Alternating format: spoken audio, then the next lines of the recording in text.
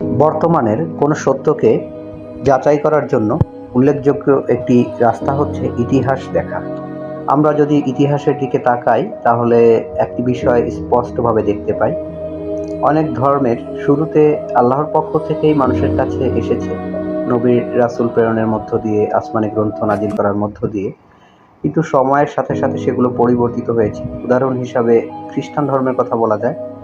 ঈসা আলাইহিস সালাম আল্লাহর পক্ষ থেকে সত্য দ্বীন নিয়ে এসেছিলেন, কিন্তু পরবর্তীতে মানুষের ব্যাখ্যা, মতবাদ, বিভিন্ন সিদ্ধান্তের কারণে সেই ধর্মের মধ্যে বহু পরিবর্তন এসেছে। ইহুদিদের ক্ষেত্রেও আমরা একই বিষয় দেখি। তাদের কাছেও আল্লাহ তাওরাত নাজিল করেছিলেন, অনেক নবী প্রেরণ করেছিলেন, কিন্তু ইতিহাসে দেখা যায় মানুষের হাতেই সেই কিতাবের অনেক অংশ পরিবর্তিত হয়েছে এবং অনেক কিছু গোপন করা হয়েছে। এ কারণে আমরা দেখি সময়ের সাথে সাথে একই ধর্মের মধ্যে বহু মতবাদ, বহু দল তৈরি হয়েছে। ইসলামের ক্ষেত্রে আমরা আজ বিভিন্ন দল, মত, ব্যাখ্যা দেখতে পাই, কিন্তু এখানে একটি গুরুত্বপূর্ণ বিষয় আছে। ইসলামের মূল ভিত্তি যে কিতাবের উপর দাঁড়িয়ে আছে সেটি হলো আল কোরআন, এবং কোরআন সম্পর্কে আল্লাহ তাআলা নিজেই ঘোষণা করেছেন যে তিনি এই কিতাবকে সংরক্ষণ করবেন, অর্থাৎ এটিকে কেউ পরিবর্তন করা, সংযোজন, বিয়োজন করতে পারবে না। এ কারণে মুসলমানদের জন্য সবচেয়ে নিরাপদ পথ হলো কোরআনের দিকে ফিরে যাওয়া। কারণ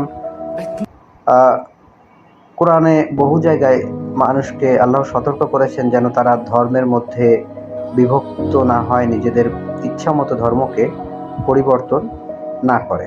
কেননা মানুষের মতামত পরিবর্তিত হতে পারে, ব্যাখ্যা ভিন্ন হতে পারে, কিন্তু কোরআনের মূল বক্তব্য পরিবর্তিত হয় না।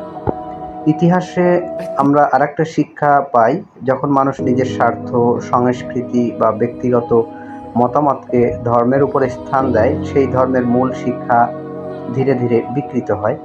এ কারণে একজন সচেতন মুসলমানের জন্য সবচেয়ে গুরুত্বপূর্ণ বিষয় হলো সে যেন সরাসরি কোরআনের শিক্ষার বিষয়টি বোঝার চেষ্টা করে, তার জীবনে সেটিকে প্রাধান্য দেয়।